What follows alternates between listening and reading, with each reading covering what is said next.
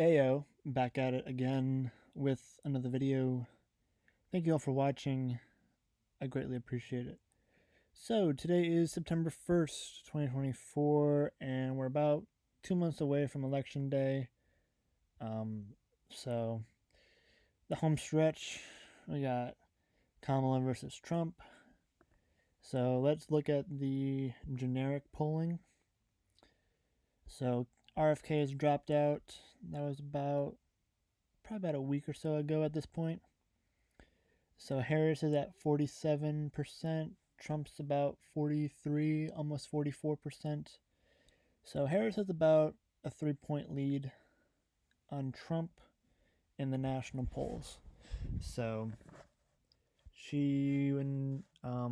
Harris and Trump were tied in the end of July, and then by the end of August, Harris had about a 3.5 point lead, roughly, give or take.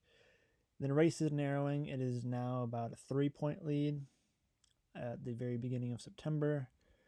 So that's the national polling. There are 7 states that are the battleground status. So as we go into the map, there are Arizona, Nevada, Wisconsin, Michigan, Pennsylvania, and Georgia was won by the Democrats last time, and North Carolina was won by the Republicans last time.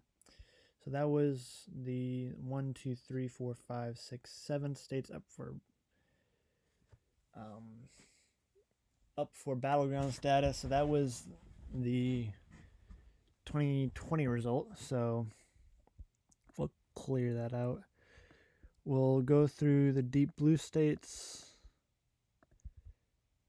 Illinois, Minnesota, Virginia, Maryland, Delaware, all the way up to Maine. New Hampshire's pretty blue. DC is blue. Not Hampshire. Nebraska's 2nd Congressional District. And Maine's 2nd Congressional District. Because Maine and Nebraska do their electoral college votes by who wins the state and also by congressional district. So that's pretty interesting. We got West Virginia and Florida. So that's pretty much the state of the race, 226 to 219. So there are 7 battleground states: Wisconsin, Michigan, Pennsylvania in the upper Midwest, and then 4 Sunbelt states: Nevada, Arizona, Georgia, and North Carolina. I'm going to be honest, I did not anticipate North Carolina being battleground status, but here we are. So Arizona, basically a toss-up, but it leans towards Harris. Harris has had about half a percentage point, maybe a percentage point, but Arizona is basically a toss-up, but very lean blue. We'll put Democrats to 237. The next state, we got Georgia. Georgia's also a toss-up. Harris leads by half a percentage point, but that's also Trump has been leading in Georgia for a while, so I'm not really sure how to categorize that. So we'll actually come back to Georgia, because let's go to Michigan. Harris is up by about 2.5 percentage points, so that's still more or less a toss-up, but trending towards the blue column, which would put Democrats at 252. Nevada was very narrow. Trump by a point, Harris by a little bit, and now it looks like Harris is at a 0.7 margin. Nevada is still contested, but it's trending blue. So here's what I'm going to do. I'm going to say Nevada is trending blue, and I'm going to say Georgia is trending red. because Trump has been leading in Georgia for a while, so that's just how I'm gonna classify Georgia for right now.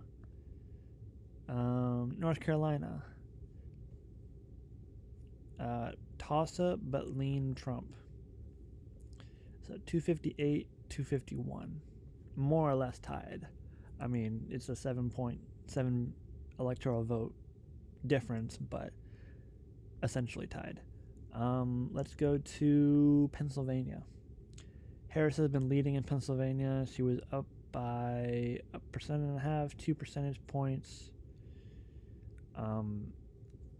Pennsylvania is toss-up but lean Democrat. So that would put Democrats at 277. You need 270 to win. Michigan, Pennsylvania, Arizona, Nevada. If you win that, you're over. Harris is at +3 in Wisconsin.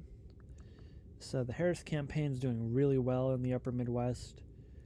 They're making strides in the Sun Belt, but North Carolina and Georgia, I think, are toss-up but lean red at this point.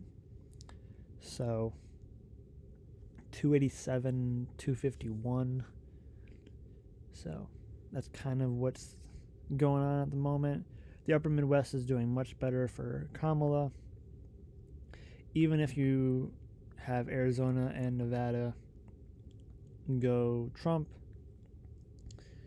that's still 270 to 268. The only way that it might be tied is if Nebraska's second barely goes Republican, or Maine's second wouldn't just barely goes, and that would be 270. So I still think Maine's second goes Republican, Nebraska's second goes barely Democrat, and Nevada and Arizona are toss-ups but lean Democrat. So right now, 287, 251. I think the best outcome for the Democrats at this point is 319, 219. That's the best case scenario for Democrats at the moment. Best case scenario for Republicans at the moment is sweeping the Sun Belt and then trying to figure out how to make a play at one of the upper Midwest states. Maybe that's Pennsylvania. I don't know. But as of right now, Pennsylvania's lean blue. Arizona and Nevada are toss-up but lean blue. Georgia and North Carolina probably are toss-up lean red. Because if you look at Georgia, Trump has been leading there for a while. Harris is taking the lead at a 0.5 percentage point. So if that does add up, then it would just be the exact same result as the 2020. It would just be the same map, but Georgia's a toss-up, North Carolina's a toss-up. So that is more or less the state of the race. September the 1st, 2024, about 2 months till election day. So a little bit over 2 months, but people are going to start voting early, either in person or by mail. So essentially we are in the final straightaway of the election. So far it is still a toss-up, but it is trending towards Kamala Harris victory. Trump is doing well in the Sun Belt, and Harris is doing well in the upper Midwest. So that is the end of the video. Thank you all for watching, and I will see you all in the next video. Deuces.